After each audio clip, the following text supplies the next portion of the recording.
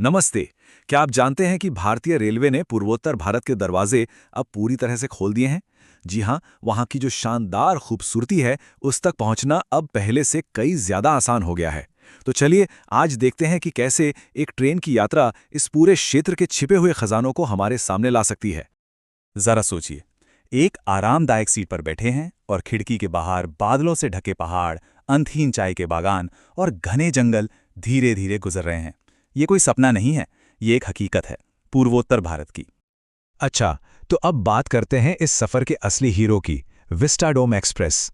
ये सिर्फ एक ट्रेन नहीं है, बल्कि इस पूरे इलाके के नज़ारों को महसूस करने का सबसे शानदार तरीका है। तो सवाल उठता है, आखिर ये विस्टाडोम कोच है क्या चीज़? देखिए, ये कोई आम कोच नहीं है। इसे भारतीय रेलवे ने खास तौर पर डिज़ाइन किया है। इसका एक ही मकसद है, यात्रियों को बाहर के नज़ारों में पूरी तरह से डुबो देना, एक ऐसा अनुभव देना जो कभी ना भूले। तो ये अनुभव इतना खास बनता कैसे है? इसकी 3 बड़ी वजह हैं।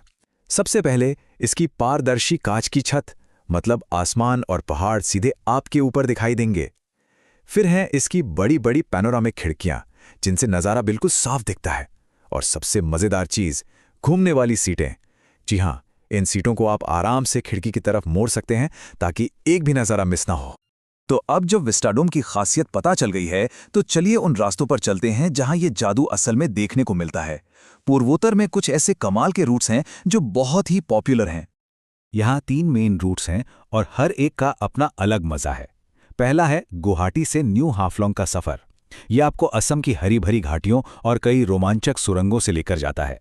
दूसरा रूट है एनजीपी से अलीपुरद्वार का, जो पश्चिम बंगाल के मशहूर डुवार्स इलाके से गुजरता है, जहां तक नजर जाए चाय के बागान और घने जंगल ही दिखते हैं।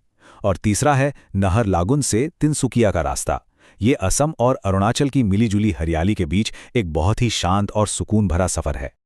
चलिए अब अपनी वर्चुअल यात्रा शुरू करते हैं और एक एक करके इन राज्यों को करीब से देखते हैं। हमारी पहली मंजिल है असम, जिसे पूरे क्षेत्र का केंद्र और गेटवे भी कहा जाता है।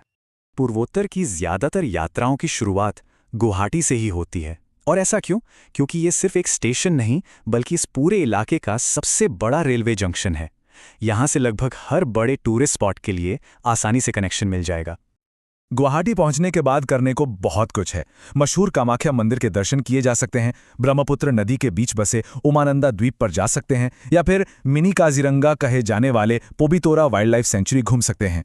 और हाँ, सबसे अहम बात, मेघालय की खूबसूरत राजधानी शिलोंग का रास्ता भी यहीं से शुरू होता है। असम के बाद अब आगे बढ़ते हैं और देखते हैं कि ये रेल नेटवर्क हमें और कहां-कहां ले जाता है। हमारा अगला पड़ाव है त्रिपुरा, जो अपने शाही इतिहास और अनोखी संस्कृति के लिए मशहूर है। और एक अच्छी खबर ये है कि अब त्रिपुरा पहुंचना पहले से कहीं ज्यादा आसान हो गया है। क्यों? क्योंकि राज्य की राजधानी अगरतला अब सीधे भारतीय रेल नेटवर्क से जुड़ चुकी है। अब डायरेक्ट एक्सप्रेस ट्रेनें वहां तक जाती हैं। अगरतला पहुंचकर देखने लायक जगहों की कोई कमी नहीं है। शानदार उज्जैनता पैलेस है, जो अब एक म्यूजियम बन चुका है। इसके अलावा झील के बीच बना खूबसूरत नीर महल, जिसे वाटर पैलेस भी कहते हैं, और उनाकोटी, जहां चट्टानों पर उकेरी गई विशाल मूर्तियां हैं, वो एक रहस्यमयी और प्राचीन जगह है। अब हमारी ट्रेन बढ़ रही है एक ऐसे राज्य की ओर जो अपनी वाइब्रेंट कल्चर और त्योहारों के लिए दुनिया भर में जाना जाता है, नागालैंड। तो आइए देखते हैं कि ट्रेन से यहां तक कैसे पहुंचा जाए। नागालैंड जाने वालों के लिए एक बात जानना बहुत जरूरी है। दीमापुर ही वहां का इकलौता बड़ा रेलवे स्टेशन है। इसका मतलब, अगर ट्रेन से नागालैंड जाना है तो सफर दीमापुर में ही रुकेगा। यही इस राज्य का मेन एंट्री पॉइंट है। दीमापुर में प्राचीन कछारी खंडर तो हैं ही, लेकिन असली रोमांच तो यहां से शुरू होता है। राजधानी कोहिमा यहां से बस 2-3 घंटे की ड्राइव पर है, जो अपने ऐतिहासिक वॉर सिमेट्री और दुनिया भर में मशहूर हॉर्नबिल फेस्टिवल के लिए जानी जाती है। चलिए, हमारी यात्रा अब भारत के सबसे पूर्वी राज्य अरुणाचल प्रदेश की ओर मुड़ती है। इसे उगते सूरज की भूमि भी कहते हैं। देखते हैं कि रेल हमें यहाँ कहाँ तक पहुँचाती है। अरुणाचल प्रदेश जाने के लिए नाहरलागुन रेलवे स्टेशन सबसे अहम है। क्यों? क्योंकि ये स्टेशन राज्य की राजधानी ईटानगर के सबसे पास है। तो एक तरह से ये स्टेशन ही आपको राज्य के दिल तक पहुंचाता है। नाहरलागुन से ईटानगर जाकर ईटा फोर्ट और गंगा झील घूमा जा सकता है। यहाँ से मशहूर जीरो वैली जाने के लिए भी सड़क का रास्ता लेना पड़ता है। और हाँ, एक बात का ध्यान रखना जरूरी है कि तवांग जैसी जगहों के लिए एक लंबी लेकिन बहुत ही खूबसूरत सड़क यात्रा करनी पड़ती है, जो यहां से या गुवाहाटी से शुरू होती है। अच्छा, ये सब तो हुई घूमने फिरने की बातें। अब जरा कुछ प्रैक्टिकल चीजों पर आते हैं। ये जानना बहुत जरूरी है कि इस शानदार यात्रा की प्लानिंग कैसे की जाए और किन बातों का ध्यान रखा जाए। सबसे पहली और जरूरी चीज है इनर लाइन परमिट, यानी ILP। अगर अरुणाचल प्रदेश, नागालैंड या मिजोरम जाना है तो भारतीय नागरिकों को इसकी जरूरत पड़ती है। घबराने की बात नहीं है, ये परमिट ऑनलाइन या इन राज्यों के भवनों से बहुत आसानी से बन जाता है। और अब वो सवाल जो शायद तब से मन में घूम रहा होगा कि इस कमाल के विस्टाडोम कोच को बुक कैसे किया जाए। देखिए, सबसे ज़रूरी सलाह तो यही है कि अपनी प्लानिंग पहले से कर लें, क्योंकि विस्टाडोम की सीटें बहुत जल्दी भर जाती हैं।